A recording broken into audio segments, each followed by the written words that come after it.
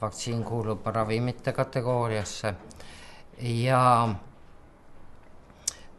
sellest lähtudes tõepoolest vaktsiinid sisaldavad erinevaid keemilisi ühendeid. Ühelt poolt on kasutatud mitmesuguseid keemilisi ühendeid viiruse või bakteri nõrgestamiseks, selleks, et teda üldse vaktsiini jaoks sobivaks muuta. Teiseks sisaldavad vaktsiinid reeglina neid aineid, mis tugevdavad nõrgestatud haigustekitaja toimet organismis. See on selleks, et lihtsalt ergutada immuunsüsteemi natukene paremini toimima.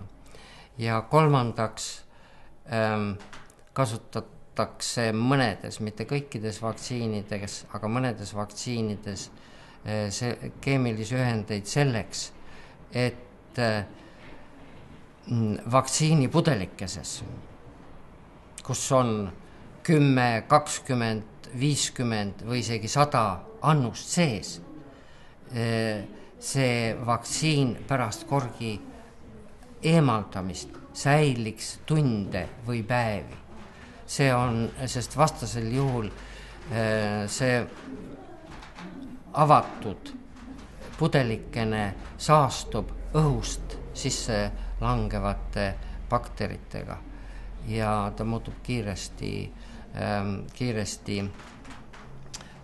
kasutamiskõlblikuks, kuid kõik need ained, mida nimetatud eesmärkidel on kasutatud, nende kontsentratsioonid on viidud katsete tulemusena absoluutselt minimaalsele tasemele, need on üliväikestes annustes ja teiselt poolt on valitud sellised ained katsetuste tulemusena kõigepealt loomkatsetes valitud ained, mis inimorganismile on ohutud. Nii et sellised väited nagu vaktsiini koostisesse kuuluvad ained oleksid ohtlikud organismile. Tänapäeva teadmiste ja teaduse võimekuse juures on kõik absoluutselt üle kontrollitud, sest eriti Euroopa Liidus uue vaktsiini pakkumine kasutamiseks laste vaktsineerimisel või täiskasvanute vaktsineerimisel teeb läbi nii tiheda sõela, et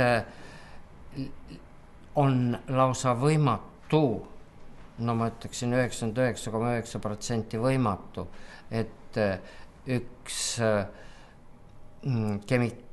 kemikaal vaktsiini koostises võiks olla ohtlik lapse organismile.